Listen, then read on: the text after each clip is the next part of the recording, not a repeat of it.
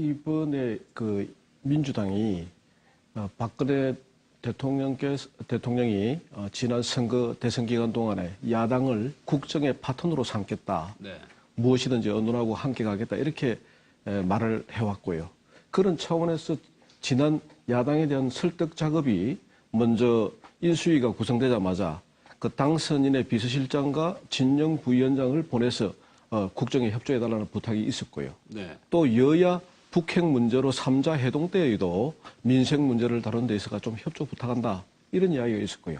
그 다음에 그 2월 15일 날 문희상 비상대책위원장하고 박기춘 원내대표에게 직접 전화를 걸어서 이제 정부 조직 개편안에 대해서 좀 도와달라. 네. 이런 이야기가 있었고 또 그 2월 15일 날 같은 날 그 삼청동 인수위원회 그 여성문화특위에서 토론회에서 말을 이렇게 한 번 도와주십시오. 네. 우리가 무슨 누구랑 대화할 때 이번 한 번만 봐주십시오. 이러는 그 한 번이라는 그 용어와 네. 또 국민의 마음으로 한번 좀 봐주시기 바란다. 이런 표현 같은 거는 박근혜 대통령의 좀 간절한 뭐 정부 출범에 대한 의지가 있는 거니까 저도 네. 민주당이 조금 폭넓게 한번 대처해주면 좋지 않겠나 이런 생각을 가지고 있습니다.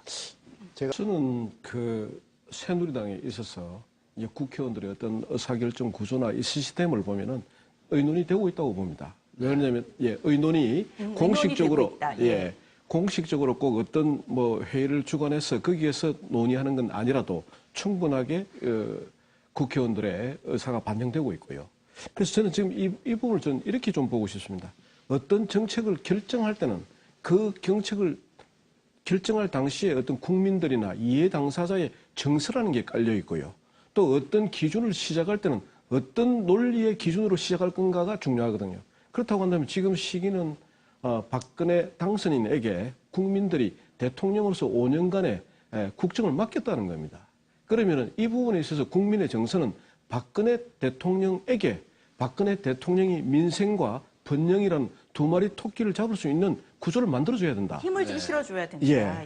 그런 차원에서 그 새누리당의 국회의원들의 움직임이 안 보인다는 것은 박근혜 대통령에 대한 어떤 국정의 그 민생과 번영에 대한 그 국정 지표에 대해서 동의를 하니까 그런 차원에서 의견을 모아주고 있는 거지. 네. 그 뭐 의견이 개진이 안 됐다 이건 아닌 것 같습니다. 새누리당이 무기력한 모습을 보이고 있는 것만은 아니다. 조금 무기력하다기보다는 조금 움직이는 것이 겉으로 보이지 않을 뿐이지. 네. 지금 밑에서 아마 당 대표나 원내 대표는 아마 그쪽 여야 협의체들하고 계속 의견 조율을 하고 있는 거죠. 그런데요.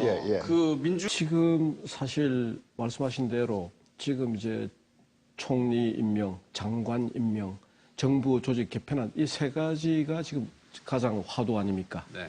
그래서 지금 이 세 가지에 있어서 이제 민주당이 총리 임명은 동의를 했단 말이죠.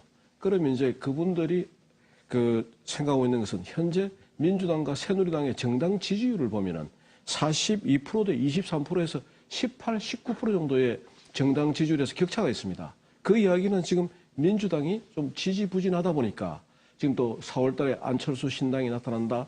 또 그다음에 전당대회에서 다음 2년을 담당할 새로운 당대표가 나온다. 이런 여러 가지 안 해봤을 때는 제 말씀은 이제 정부조직 개편안을 가지고 장관 임명 청문회에 있어서 아마 좀 강공을 할 것이다. 네. 저는 그렇게 보고요. 그래서 이 정부조직 개편안은 그 모두에 말씀드린 대로 국민들이 박근혜 대통령에게 일할 수 있는 기회를 주겠다고 했기 때문에 큰 선에서 동의를 해주는 것이 저는 맞다고 생각하고요.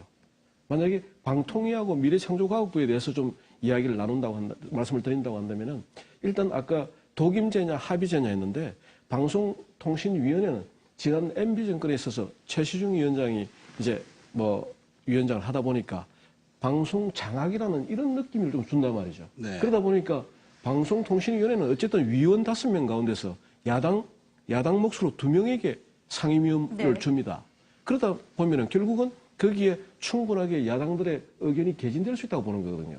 그러나 이게 이제 장관이나 정부 부처로 가면 이제 독임제니까 이제 결국은 뭐 제대로 된 어떤 야당의 의견이 반영되지 못할 거라고 생각하는데 네. 박근혜 대통령의 뜻은 어떤 것이었냐면 방송 장악의 목적이 아니라 국민들에게 먹거리를 제공하는 미래의 국가 번영을 위한 그 어떤 펀더멘탈을 만들기 위해서 미래창조과학부를 만드는 거지 방송통신 장악한다. 이건 아닌 것 같습니다. 네.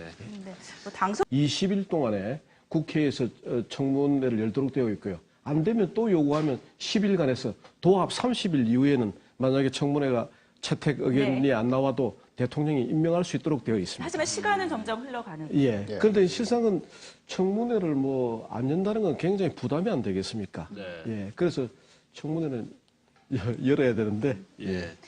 또 한 가지가 지금 정부 조직 개편안이 통과가 안 돼서 아예 청문회 일정조차 잡지 않. 박근혜 대통령의 그 국정 철학은 항상 국민만 바라보고 국민 행복 시대를 열겠다. 그분의 마음에는 이제 국민밖에 없다 그러죠. 그러다 보니까 뭐 맹자 같은 경우에 뭐 정치가 뭡니까 이래 물었을 때 민생과 도덕이다. 그 중에서 어떤 게 우선하느냐 했을 때도 민생이 앞선다 했거든요.